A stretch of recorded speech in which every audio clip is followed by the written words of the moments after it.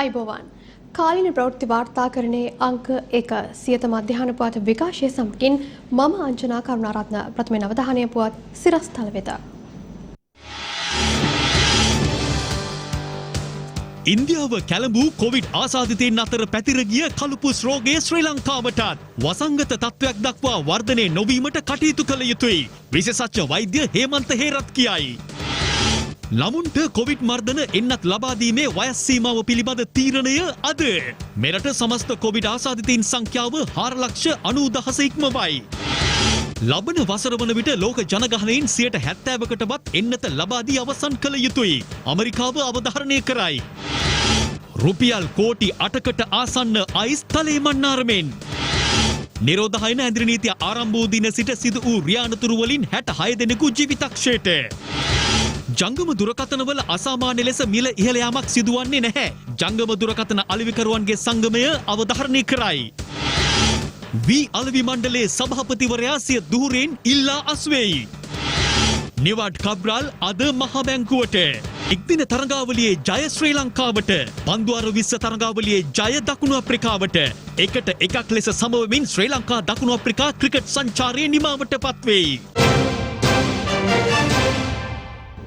දැන් දේශීය පුවත්. කොවිඩ් ව්‍යාප්තියත් සමග ඉන්දියාව කැළඹීමට පත් කළ රෝගයක් බවට කළුපුස් රෝගය පත් වුණා. මෙම කළුපුස් රෝගය ශ්‍රී ලංකාවටද තර්ජනයක් විය හැකි බවට බොහෝ විශේෂඥයින් මත පළ කළා. මේ වන විට එම මත සත්‍යයක් බවට පත්වෙමින් මෙරට කොවිඩ් වැළඳුණු ඇතැම් රෝගීන් අතර කළුපුස් රෝගයද දක්නට ලැබෙන බව විශේෂඥ වෛද්‍ය හේමන්ත හේරත් මහතා පවසනවා.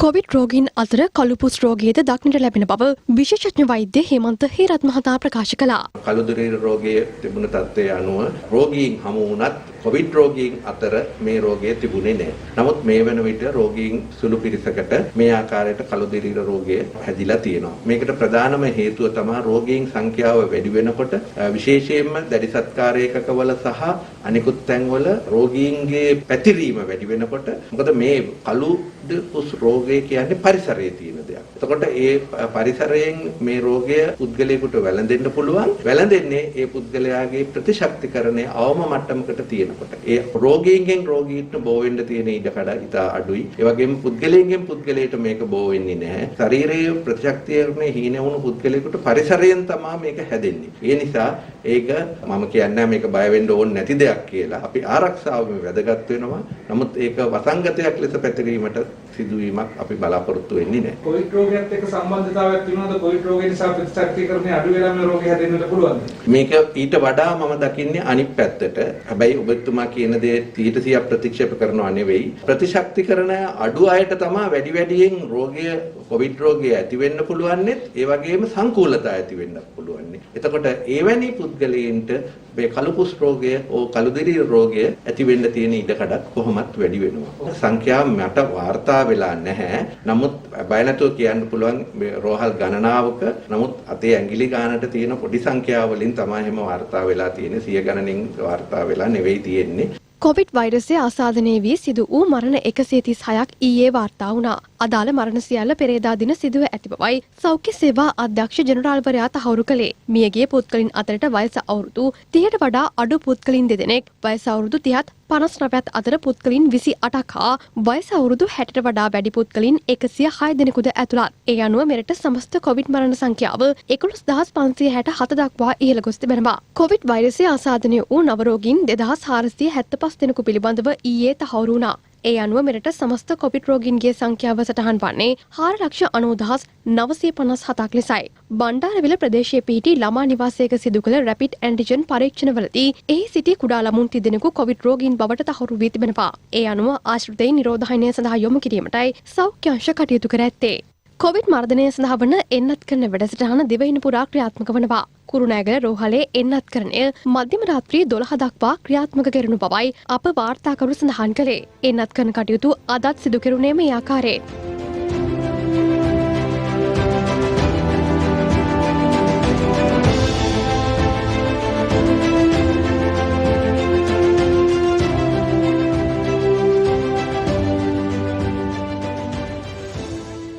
කොළඹ මහනගර සභා බල ප්‍රදේශයේ ස්ථිර හා තාවකාලික පදිංචිකරුවන්ට අද සිට නොමිලේ ඇන්ටිජන් පරීක්ෂණ සිදු කර ගැනීමට අවස්ථාව ලබා දී තිබෙනවා. ඒ අනුව බොරැල්ල කැම්පල් පිටියේදී පෙරවරු 9 සිට දහවල් 12 දක්වා එම පරීක්ෂණ කටයුතු සිදු කරගත හැකියි. ළමුන් එන්නත්කරණය සම්බන්ධයෙන් වන විශේෂ සාකච්ඡාවක් අද පැවැත්වීමට නියමිතයි. ඒ සෞඛ්‍ය අමාත්‍ය කෙහෙලිය රඹුක්වැල්ල මහතාගේ හා අධ්‍යාපන අමාත්‍යවරයාගේ ප්‍රධානත්වයෙන් හිඟුරක්කුට මූලික රෝහල තුළ ඇඳන් 24කින් සමන්විත අධිරැකවරණ වාට්ටුවක් ඊයේ දින රෝගීන් සඳහා විවෘත කරනු ලැබුවා. නිරෝධායන නීති උල්ලංඝනය කිරීම සම්බන්ධයෙන් ඊයේ දින පුත්කලින් 646 දෙනෙකු හා වාහන 18ක් අත්අඩංගුවටගෙන තිබෙනවා. නිරෝධායන ඇඳරි නීතිය කඩ කරන්නන් සොයා තවදුරටත් මෙහෙයුම් ක්‍රියාත්මකයි. ඊයේ දිනේදී නිරෝධායන නීති උල්ලංඝනය කිරීම සම්බන්ධයෙන් මෙහෙයුම් ක්‍රියාත්මක කරනු ලැබුවා. එම මෙහෙයුම් මගින් පුද්ගලයන් 646 දෙනෙකු සහ වාහන 18ක් අත්අඩංගුවට ගැනීමට කටයුතු කර තිබෙනවා. නිරෝධායන ඇඳරි නීතිය ආරම්භ වූ පසුගිය අගෝස්තු මාස 20 වෙනි දින රාත්‍රී සිට සැප්තැම්බර් මාස 13 වෙනි දින දක්වා දිවයින තුළ සිදු මාර්කරී අනතුරු සංඛ්‍යාව 63ක් බවට වාර්තා වී තිබෙනවා. ඒ වගේම එයින් මියගිය සංඛ්‍යාව 66ක් පමණ වෙනවා. මෙම මියගිය 66 දෙනාගෙන් 31 දෙනෙකු පමණ යතුරුපැදිකරුවන්. මෙහිදී නිරීක්ෂණය වෙන ප්‍රධාන කාරණය වන්නේ මාර්ගයේ තිබෙන නිදහස භාවිතා කරමින් ඉතා අපරීක්ෂාකාරීව රිය ධාවනය කිරීම නිසා සහ යතුරුපැදි ධාවනය කිරීම නිසා මෙම මාර්කරී අනතුරු සංඛ්‍යාව සිදු වී තිබෙන බවයි. සිංගප්පූරුවේ එන්නත් කරන ප්‍රතිශතය 81%ක්. මැලේසියාවේ එම සංඛ්‍යාව 53%ක්. නමුත් දෙරටේම කොවිඩ් ඩෙල්ටා ව්‍යාප්තිය වැඩි බවයි විදෙස් මාධ්‍ය වාර්තා කරන්නේ. ලබන වසර වන විට ලෝක ජනගහනයෙන් 70%කටවත් එන්නත ලබා දීමට ලෝක නායකයින් ක්‍රියා කළ යුතු බව ඇමරිකාව පවසනවා. ලෝක සෞඛ්‍ය සංවිධානයේ ප්‍රධානියාගේ ඉල්ලීම නොසලකා හරිමින් ඇමරිකා එක්සත් ජනපදයේ හා එංගලන්තයේ බූස්ටර් එන්නතේවත් තුන්වන මාත්‍රාව ලබා දීම ආරම්භ කර තිබෙනවා. දැන් ලෝක කොවිඩ් තත්ත්වය. සිංගප්පූරුවේ සහ මැලේසියාවේ දෛනික කොවිඩ් ආසාදිතයින්ගේ ඉහළ යාම තවමත් දක්නට ලැබෙන බව විදේශ මාධ්‍ය වාර්තා කරනවා. සිංගප්පූරුවේ සෞඛ්‍ය බලධාරීන් පවසන්නේ තම රටේ එන්නත් කරන ප්‍රතිශතය 81ක් බවයි. එම සංඛ්‍යාව ලෝක එන්නත් කරන්නේ ඉතා ඉහළ ප්‍රතිශතයක්. නමුත් ගෙවුණු සඳුදා දින තුල පමණක් නව කොවිඩ් ආසාදිතයින් 607 දෙනෙකු හඳුනාගෙන තිබෙනවා. මෙම සංඛ්‍යාව මීට සති 3කට පෙර වාර්තා වූ සංඛ්‍යාව හා සැසඳීමේදී 6 ගුණයක වර්ධනයක් පෙන්눔 කරන බව සිංගප්පූරු සෞඛ්‍ය බලධාරීන් පෙන්වා දෙනවා. මීට හේතුව ඩෙල්ටා වෛරසයේ ශීඝ්‍ර ව්‍යාප්තිය බවයි වාර්තා වන්නේ. නමුත් සිංගප්පූරුවේ එන්නත්කරණය නිසාම අසාධ්‍ය රෝගීන් වාර්තා වීම අවම වී ඇතැයිද එරට වෛද්‍යවරුන් පවසනවා. කෙසේ වෙතත් රට අගුළු දැමීමක් අවශ්‍ය නැති බව පෙන්වා දෙන සිංගප්පූරු බලධාරීන් අනවශ්‍ය ගමන් බිමන් වලින් වැළකීම සහ වැඩිහිටියන් පිළිබඳ දැඩි අවධානයක් යොමු කිරීමේ අවශ්‍යතාවය අවධාරණය කරනවා.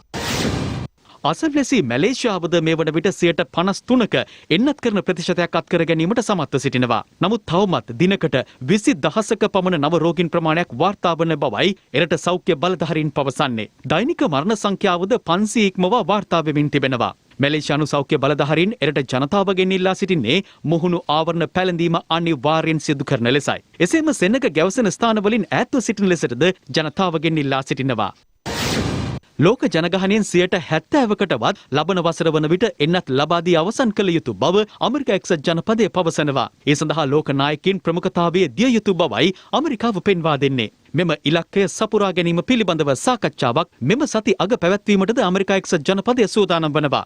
ඒ එක්සත් ජාතීන්ගේ මහමණ්ඩල සැසිවාරයට සමගාමීවයි. ඇති හැකි රටවලින් එන්නත් බිලියනයක්වත් පරිත්‍යාග ලෙස ලැබිය යුතු බවයි ඇමරිකා එක්සත් ජනපදය පෙන්වා දෙන්නේ. මේ අතර ලෝක සෞඛ්‍ය සංවිධානය තමන්ට ලැබෙන එන්නත් වලින් 30% අප්‍රිකාවට ලබා දීමට සූදානම් වනවා. තවමත් අප්‍රිකාවේ එන්නත්කරණයට ලක් කර ඇති ප්‍රතිශතය 3.5කටත් අඩු බවයි වාර්තා වන්නේ. ලෝක සෞඛ්‍ය සංවිධානයේ ප්‍රධානී ටෙඩ්රොස් ඇඩනොම් පවසන්නේ අප්‍රිකා මහද්වීපය අතහැර දමා ඇති බවයි. මේ නිසා කොවිඩ් ලෝකයේ තුල සංසරණය වීමද සිදුවනු ඇතැයි ඔහු අනතුරු හඟවනවා.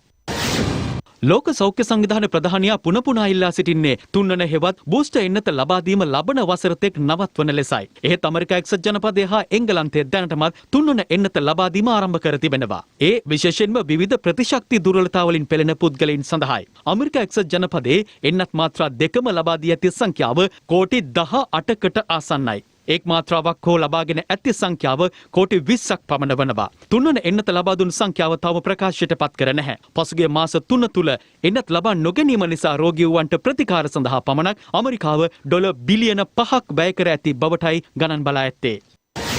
එංගලන්තයට එළඹීමට නියමිතව ඇත්තේ ශීත ඍතුවයි. ශීත ඍතුවට මුහුණ දීම සඳහා වැඩිහිටියන්ට බූස්ටර් එන්නත ලබා දීමට එරට තීරණය කර තිබෙනවා. විශේෂයෙන් නත්තල සතුටින් සමරීමට අගුළු දැමීම බාධාවක් බවයි අගමැති බොරිස් ජොන්සන් පවසන්නේ. මේ නිසා ඉදිරි පෙළ සෞඛ්‍ය සේවකයින්ට සහ වයස අවුරුදු 50ට වැඩි පුද්ගලයින්ටත් අවදානම් වැඩි රෝගීන්ටත් තුන්වන මාත්‍රාව හෙවත් බූස්ටර් එන්නත ලබා දීමට ක්‍රියා කරන බවයි එරට රාජ්‍යය පවසන්නේ.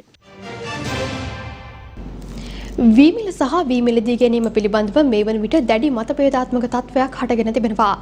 මේ අතරතුර තවත් ගැටලුවක් නිර්මාණය වෙමින් වී අලෙවි මණ්ඩලයේ සභාපති ආචාර්ය ජේ.ඩී. මාන්නප්පෙරුම මහතා සිය ධූරයෙන් ඉල්ලා අස්වී තිබෙනවා. අපකල විමසීමකදී ඒ මහතා ප්‍රකාශ කළේ පෞද්ගලික හේතුවක් මත ඉල්ලා අස්වූ බවයි. බාධක අභියෝග රැසක් මැද්දේ ගොවීන් ඉතාම අපහසුවෙන් පසුගිය කාලය තුල වී ගොවිතැනේ නිරත වුණා. විශේෂයෙන්ම පොහොර අර්බුදය පවතින කොවිඩ් වසංගත තත්ත්වයේ ජල ගැටලු ඇතුළු ප්‍රධාන කරුණු කිහිපයක් ඇතුළු තවත් ගැටලු රැසකින් ගොවි ජනතාව පීඩා විඳමින් සිටිනවා. එවන් තත්ත්වයක් තුළ වන සතුන්ගෙන්ද Tamanගේ භවභෝග බේරා ගනිමින් අස්වනු නෙලාගත් වී ගොවීන්ට නිසි මිලක් ලබා ගැනීමට නොහැකි වීම නිසා ගොවීන් දැඩි ගැටලුකාරී තත්ත්වයකට මුහුණ දී සිටිනවා. ගොවීන් මේ වන විට පත් ඇති අපහසුතාවය පිළිබඳව සියත ප්‍රවෘත්ති අප දිගින් දිගටම තොරතුරු වාර්තා කළා. පවතින තත්ත්වයක් සමග රජය විසින් සහතික මිලට වී මිලදී ගැනීමේ කටයුතුත් පසුගියදා ආරම්භ කළා. නාඩු වී කිලෝවක් රුපියල් 55කට මිලදී ගැනීමට කැබිනට් අනුමැතියද හිමි වී ඇති අතර ඇතැම් ගොවීන් සහ ගොවි සංවිධාන මිට විරෝධතාවය පළ කරනවා. එමෙන්ම වී සහ සහල් තොග සංගවා තැබීමේ මාෆියාවන් පිළිබඳවද තොරතුරු රැසක් පසුගිය කාලයේ වාර්තා වුණා. රජයේ වී මිලදී ගැනීමේ වැඩපිළිවෙල ක්‍රමවත් නොවන බවටද ගොවීන් ගොවි සංවිධාන චෝදනා කරමින් සිටිනවා. මේ ඇතුළු අර්බුද සහ ගැටලු රැසක් වී මිලදී ගැනීමේ වැඩපිළිවෙල තුල දක්නට ලැබෙන පසුබිමක් තුල එම ගැටලුව තවත් උග්‍ර කරමින් වී අලෙවි මණ්ඩලයේ සභාපති ආචාර්ය ජේ.ඩී. මානප්පෙරුම මහතා සිය දුහුරෙන් ඉල්ලා අස්වන බව අද උදෑසන නිවේදනය කළා. අප මේ පිළිබඳව වී අලෙවි මණ්ඩලයේ සභාපති ආචාර්ය ජී.ඩී. මානප්පෙරුම මහතාගෙන් විමසීමක් කළා. එහිදී මානප්පෙරුම මහතා සියත ප්‍රවෘත්ති අප සමග පැවසුවේ පෞද්ගලික හේතුවක් මත මෙම ඉල්ලා අස්වීම සිදු කළ බවයි. කෙසේ වෙතත් ඉල්ලා අස්වීමට හේතු ඇති බවත් එම හේතු කුමක්ද යන්න පිළිබඳව ප්‍රකාශයට පත් කළ නොහැකි බවටත් ඒ මහතා ප්‍රකාශ කර තිබුණා. විවිධ කරුණු මුල් කරගනිමින් මේ වන විට රජයේ නිලධාරීන්ද විවිධ තනතුරු වලින් ඉවත් වීමක් වර්තමානය තුල වැඩි වශයෙන් දක්නට ලැබෙනවා. ඒ අනුව මෑතකදී රජයේ ආයතන වලින් ඉල්ලා අසූ ප්‍රධාන නිලධාරීන් කිහිප දෙනෙකු මෙසේයි. මහ බැංකුව අධිපතිවරයා ලෙස කටයුතු කළ මහාචාර්ය W.D. ලක්ෂ්මන් මහතා, සත්වෝද්‍යාන දෙපාර්තමේන්තුවේ අධ්‍යක්ෂ ජෙනරාල් ලෙස කටයුතු කළ ඉෂිනි වික්‍රමසිංහ මහත්මිය සහ වී අලෙවි මණ්ඩලයේ සභාපතිවරයා ලෙස කටයුතු කළ ආචාර්ය ජේ.ඩී. මානප්පෙරුම මහතා අද දින සිය දුහුරෙන් ඉල්ලා අස්වුණා. වගකිය යුතු නිලධාරීන් එම ආයතන තුලින් ඉල්ලා අස්වන්නේ ඇයි? ජනතාවටද ඇත්තේ මේ පිළිබඳ ගැටලුවකි. ශ්‍රී ලංකා මහ බැංකුවේ 16 වන අධිපතිවරයා ලෙස පත් කෙරෙනු අජිත් නිවාඩ් කබ්‍රාල් මහතා ජනාධිපති ගෝඨාභය රාජපක්ෂ මහතා අතින් මීට සුළු මොහොතකට පෙර සිය පත්වීමේ ලිපිය ලබා ගත්තා. ඒ අනුව ඔහු අද පස්වරුවේ සිය දුහුරේ රාජකාරී ආරම්භ කිරීමට නියමිතව තිබෙනවා. මෙරට දෙවතාවක් මහ බැංකුවේ අධිපති ධූරයට පත් වූ එකම පුද්ගලයා වන්නේ අජිත් නිවාඩ් කබ්‍රාල් මහතායි. ශ්‍රී ලංකා මහ බැංකුවේ 16 වන මහ බැංකුව අධිපතිවරයා ලෙස පත් කෙරුණු අජිත් නිවාඩ් කබ්‍රාල් මහතා අද පෙරවරුවේ ජනාධිපති කාර්යාලයේදී ජනාධිපති ගෝඨාභය රාජපක්ෂ මහතා අතින් සිය පත්වීම් ලිපිය ලබා ගත්තා. මුදල් සහ ප්‍රාග්ධන වෙළඳපොළ සහ රාජ්‍ය ව්‍යවසාය ප්‍රතිසංස්කරණ රාජ්‍ය අමාත්‍ය ධුරය දැරූ අජිත් නිවාඩ් කබ්‍රාල් මහතා පසුගියදා සිය රාජ්‍ය අමාත්‍ය ධුරයෙන් සහ ජාතික ලැයිස්තු මන්ත්‍රී ධුරයෙන් ඉල්ලා අස්වුණා. ජනාධිපතිවරයාගේ ආරාධනය මත අද දින සිට තමන් මහ බැංකුව අධිපති ධුරය භාර ගන්නා බවයි මහතා පසුගියදා සඳහන් කළේ. 2006 වසරේ සිට 2015 වසර දක්වා වසර 8කට අධික කාලයක් අජිත් නිවාඩ් කබ්‍රාල් මහතා මහ බැංකුව අධිපති ධුරය මින් පෙර දරා තිබෙනවා. මෙම නව පත්වීම සමග අජිත් නිවාඩ් කබ්‍රාල් මහතා මහ බැංකුව අධිපතිවරයා වශයෙන් පත්වන්නේ දෙවන වතාවටයි. මහ බැංකුව අධිපති ධුරය දෙවතාවක් එක් අයෙකු හොබවන ප්‍රථම අවස්ථාවද මෙයයි. මහ බැංකුව අධිපතිවරයා ලෙස කටයුතු කළ මහාචාර්ය W.D. ලක්ෂ්මන් මහතා පසුගියදා මාධ්‍ය වෙත ප්‍රකාශයක් නිකුත් කරමින් සිය ඉල්ලා අස්වීම පිළිබඳව පිළිබඳ නිල වශයෙන් දැනුම් දුන්නා. පවත්නා දේශපාලන රාමුවද විවේචනයට ලක් කළ ඒ මහතා අවධාරණය කළේ තමන් වෙත එල්ල වූ දැඩි පීඩනය හමුවේ මෙම ඉල්ලා අස්වීමේ තීරණය ගැනීමට තමා කඩිනමින් කටයුතු කළ බවයි. ඒ අනුව ජනාධිපති ගෝඨාභය රාජපක්ෂ මහතා අද සිට ක්‍රියාත්මක වන පරිදි අජිත් නිවාඩ් කබ්‍රාල් මහතා මහ බැංකුවේ නව අධිපතිවරයා ලෙස පත් කර තිබෙනවා. අමාත්‍යංශ ලේකම්වරයෙකු ලෙසද රාජ්‍ය සේවයේ නියුතු වූ අජිත් නිවාඩ් කබ්‍රාල් මහතා ප්‍රවීණ වරලත් ගණකාධිකාරීවරයෙකුද වනවා. අත්‍යවශ්‍ය නොවන භාණ්ඩ රැසක් නම් කරමින් එම භාණ්ඩ ආනයනයේදී 100% කෑෂ් ඩිපොසිට් තැබීමක් සිදු කරන ලෙසට රජය පසුගියදා නව නීති හඳුන්වා දුන්නා. මීට දුරකථනද ඇතුළත් බොහෝ දෙනෙකුගේ අදහස වී තිබුණේ මේ සමග විශේෂයෙන්ම ජංගම දුරකථන මිල විශාල ලෙස ඉහළ යනු ඇති බවයි. නමුත් එවැනි විශාල මිල ඉහළ යාමක් සිදු නොවන බවයි ශ්‍රී ලංකා ජංගම දුරකථන අලෙවිකරුවන්ගේ සංගමේ සභාපති සමිත් සෙනරත් මහතා පවසන්නේ. දැනට පවතින තත්ත්වය උඩ කිසිම විදිහක ජංගම දුරකථන අසාමාන්‍ය මිල ගැනීමක් සිදුවන්නේ නැහැ. ඒකට හේතුව තමයි යම් වෙලාවක මිල යාමක් සිදුවන්නේ ඩොලර් එකට සාපේක්ෂව සහ විදේශීය ගැනුම් වෙළඳපොලේ පවතින මිලට සාපේක්ෂ යම්කිසි ප්‍රමාණයක මිල යාමක් සිදුවීමට පුළුවන්. ඊට අමතරව විශාල වශයෙන් මිල යාමක් සිදුවන්නේ නැහැ. දැනට අපිත් හොයාගෙන තියෙනවා දිවයිනේ ප්‍රසිද්ධ සමාගම් විසින් යම්කිසි ප්‍රමාණයක, ඒ කියන්නේ ලක්ෂ ගණන් වලින් මුදල් මිල යාමක් වැඩි වෙලා තියෙනවා. සාමාන්‍ය දුරකථනයක් ගැනීමේදී සාමාන්‍ය ජනයා පීඩනය කරන්න අපි ඉඩ තියන්නේ නැහැ. දැන් අපි දැක්ක පහුගිය දිනවල සමාජ මාධ්‍ය තුල යම් කම්පැනි එක පුජ්‍යලයක් ඇවිල්ලා කියනවා දුරකථන හිඟයක් ඇති වෙන්න පුළුවන්, දුරකථන විශාල ලෙස මිල යාමක් සිදු වෙන්න පුළුවන්. නෑ, එය වැරදි. ඒ ගැන කිසිම කලබලයක් ඇති කරගන්න එපා. මේ වෙනකොට රටේ මාස 6කට විතර සරිලන්න සාමාන්‍ය මට්ටමේ ෆෝන්ස් ඉම්පෝට් කරලා තියෙනවා. ඔයගොල්ලන් තීරණය කරන යම් දුරකථනයක් මිලදී ගැනීමේදී විදුලි සංදේශක නියාමන කමිෂන් සභාවේ එහෙම නැත්නම් TRCSL හි අනුමත දුරකථනයක් ලබා ගැනීමට වෙන්න රුපියල් මිලියන 79කට අධික වටිනාකමකින් යුත් අයිස් මත්ද්‍රව්‍ය තොගයක් සමග සැකකරුවන් සිව් දෙනෙකු සිය බහරයට ගැනීමට නාවික හමුදාව සමත්ව තිබෙනවා. ඒ තලේ මන්නාරම ප්‍රදේශයේදී ශ්‍රී ලංකා නාවික හමුදාව තලෙයි මන්නාරම ඌරුමලේ වෙරළ ප්‍රදේශයේ සිදු කරන ලද විශේෂ මෙහෙයුමකදී නීති විරෝධී ලෙස මුහුදු මාර්ගයෙන් මෙරටට රැගෙනීමට උත්සාහ කළ අයිස් මත්ද්‍රව්‍ය තොගයකුයි මෙලෙස අත්අඩංගුවටගෙන ඇත්තේ. ඒ අනුව නාවික හමුදාව අයිස් මත්ද්‍රව්‍ය කිලෝ 9යි ග්‍රෑම් 914ක පමණ තොගයක් සමග සැකකරුවන් සිව් දෙනෙකු සහ ඩිංගි යාත්‍රාවක් සිය බහරයට ගෙන තිබෙනවා. මෙලෙස අත්අඩංගුවටගත් අයිස් මත්ද්‍රව්‍ය තොගයේ දල වටිනාකම රුපියල් මිලියන 79කට අධික බවයි නාවික හමුදාව පවසන්නේ. අත්අඩංගුවටගත් සැකකරුවන් වයස අවුරුදු 28ත් 37ත් අතර පසුවන අතර ඔවුන් තලෙයි මන්නාරම ඌරුමලේ ප්‍රදේශයේ පදිංචිකරුවන් බවට හඳුනාගෙන තිබෙනවා. නාවික හමුදාව බහරයටගත් සැකකරුවන් අයිස් මත්ද්‍රව්‍ය තොගය සහ ඩිංගි යාත්‍රාව වැඩිදුර විමර්ශන සඳහා මන්නාරම පොලිසිය වෙත බාර දී තිබෙනවා. නාවික හමුදාව මීට පෙරද රුපියල් මිලියන 2321කට අධික වටිනාකමකින් යුත් හෙරොයින් මත්ද්‍රව්‍ය තොගයක් සිය බහරයට ගැනීමට කටයුතු කර තිබුණා. මෙරට මැතිවරණ ඉතිහාසයේ ඉතා තීරණාත්මක නඩු තීන්දුවක් මොනරාගල මහාධිකරණය ලබා දී තිබෙනවා. ඒ පසුගිය පළාත් පාලන මැතිවරණයේදී ඡන්දදායකයින්ට විවිධ ආකාරයෙන් අල්ලස් ලබා දුන් මන්ත්‍රීවරයෙකුගේ පළාත් පාලන මන්ත්‍රී ධූරය අහෝසි කරමින් පැවරල් සංවිධානයේ මැතිවරණ ප්‍රචණ්ඩ ක්‍රියා නිරීක්ෂණ මධ්‍යස්ථානයේ හා එක්ව මෙම නඩුව ගොනු කර තිබුණා. පසුගිය පළාත් පාලන මැතිවරණයේදී මොනරාගල දිස්ත්‍රික්කයට තරඟ කළ අපේක්ෂකයෙකු ඡන්දදායකයින්ට විවිධ අල්ලස් ලබා දී තිබෙනවා. මේ පිළිබඳව පැවරල් සංවිධානය මැතිවරණ ප්‍රචණ්ඩක්‍රියා මධ්‍යස්ථානයේ සහාය ඇතිව නඩුවක් ගොනු කරනු ලැබුවා. මේ පිළිබඳ තීන්දුව ප්‍රකාශයට පත් කළ මොනරාගල මහාධිකරණ විනිසුරු රංග දිසානායක මහතා පළාත් පාලන මන්ත්‍රීවරයා තනතුරෙන් නිවත් කිරීමට අද නියෝග කළා. දෙවනියට වැඩිම ඡන්ද ලබාගත් අපේක්ෂකයා එම තනතුරට පත් කරන ලෙසයි මහාධිකරණ විනිසුරුවරයා අද නියෝග කළේ. මෙය මෙරට මැතිවරණ ඉතිහාසයේ ඓතිහාසික තීන්දුවක් බව පැවරල් සංවිධානයේ විධායක අධ්‍යක්ෂ රෝහණ හෙට්ටිආරච්චි මහතා ප්‍රකාශ කරනවා. මුදල් වියදම් කළා මැතිවරණ ජයග්‍රහණය කරන්න පුළුවන් කියන සමාජ මතය දුරු කරන්නට මේ ජයග්‍රහණයත් සමගම අපිට හැකියාව ලැබිලා තිබෙනවා. මහජන නියෝජිතයා සහ ඡන්දදායකයා අතර මේ මුදල් වියදම් කළා අපේක්ෂකයින්ට මානසික හෝ භෞතික අල්ලස් ලබා දීලා මැතිවරණ ජයග්‍රහණය කිරීම හරහා ඡන්දදායකයා සහ දේශපාලඥයා අතර තියෙන දේශපාලන බැඳීම මේ සෝෂල් කොන්ට්‍රැක්ට් එක ඇත්තටම බිඳ වැටෙනවා. මුදල් වියදම් කළා යම් අපේක්ෂකයෙක් පාර්ලිමේන්තුවේ පළාත් සභාවේ පළාත් පාලන ආයතනවල තරඟ කළොත් විශාල මුදල් ප්‍රමාණයක් වියදම් කළොත් ඔහු අනිවාර්යයෙන්ම උත්සාහ කරනවා තමන් ජයග්‍රහණය කළාම ඒ මුදල් ටික නැවත උපය ගන්න. ඔහුට සමාජ බැඳීමක් නැහැ ඒ ඡන්දදායකයත් සමග. දැන් ක්‍රීඩා පුවත්. ශ්‍රී ලංකාව සහ දකුණු අප්‍රිකාව අතර පැවති අවසන් 20-20 තරගය කඩුළු 10කින් ජය ගැනීමට දකුණු අප්‍රිකාව සමත් වුණා.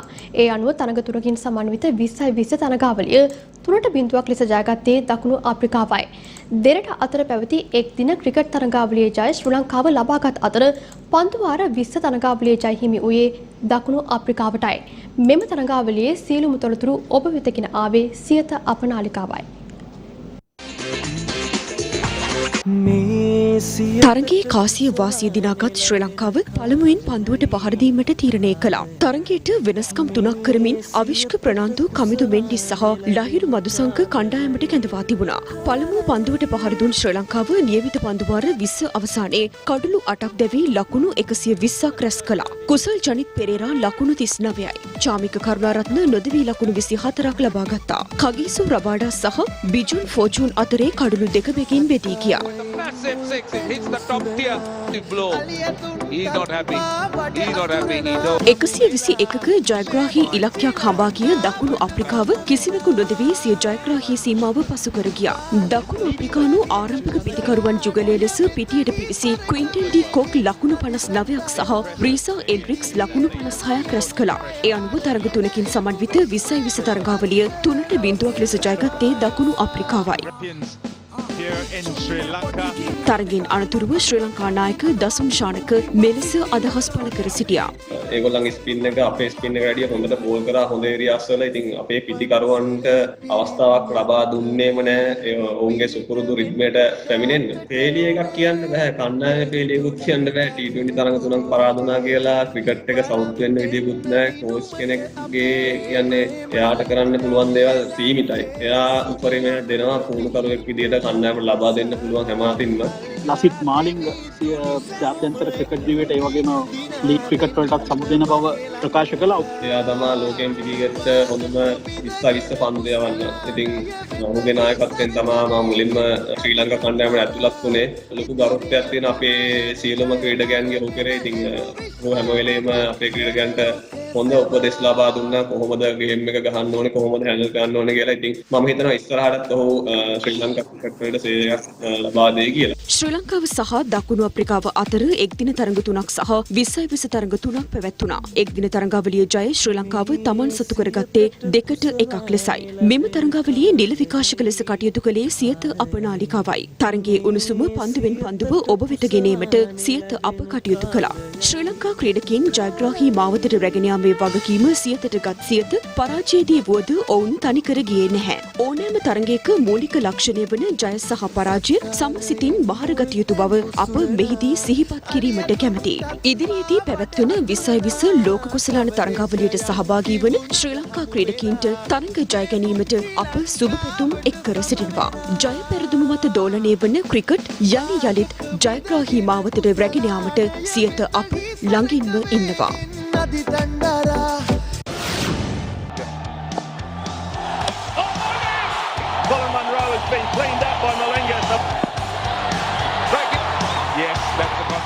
ලොව මෙතෙක් බිහි වූ විශිෂ්ටතම පන්දු යවන්නා ලෙස සැලකෙන ශ්‍රී ලංකා හිටපු ක්‍රිකට් ක්‍රීඩක ලසිත් මාලිංග සිය ක්‍රිකට් දිවිය නිමා කිරීමට ඊයේ තීරණය කළා. 20-20 තරඟවලදී වැඩිම කඩුළු දවාගත් ක්‍රීඩක ලැයිස්තුවේ ඔහු තවමත් පෙරමුණේ පසුවනවා. තමන්ටම ආවේනික පන්දු යැවීමේ ඉරියව්වකට උරුමකම් කියූ මාලිංග 2004 වසරේදී ශ්‍රී ලංකා කණ්ඩායම හා සම්බන්ධ වනවා. ලොවම වසඟයට පත් කළ ලසිත් මාලිංග පිළිබඳව වැඩි වශයෙන් කතා බහට ලක් වුණේ 2007 වසරේදී ලෝක කුසලාන තරඟාවලිය අතරතුරදී දකුණු අප්‍රිකා කණ්ඩායමට එරෙහිව පිට පන්දු 4කදී කඩුළු 4ක් දවා ගැනීමත් සමගයි. 2011 වසරේදී ටෙස්ට් ක්‍රිකට් වලට සමුදුන් මාලිංග 2019 වසරේදී එක්දින තරඟවලින්ද සමුගත්තා. 20-20 තරඟ රටාව තුළ සිය අනසක පැතිරූ මාලිංග මෙම වසරේ ජනවාරි මාසයේදී 20-20 ලීග් තරඟාවලි වලින් සමුගත්තේ මුම්බයි ඉන්දියන්ස් කණ්ඩායමෙන් ඉවත් වෙමින්. අවසන් පන්දුව දක්වා සටන් කරන ලසිත් මාලිංග මෙරට ක්‍රිකට් ක්‍රීඩාව වෙනුවෙන් කැපී පෙනෙන කාර්යභාරයක් ඉටු කළ ක්‍රීඩකයෙක්.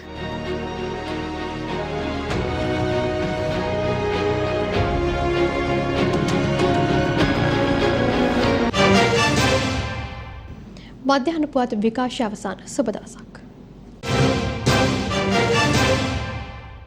දිනපතා අලුත් වීඩියෝ සහ ප්‍රවෘත්ති නැරඹීමට ඉහත බටන් එක ක්ලික් කර සියත TV සබස්ක්‍රයිබ් කරන්න.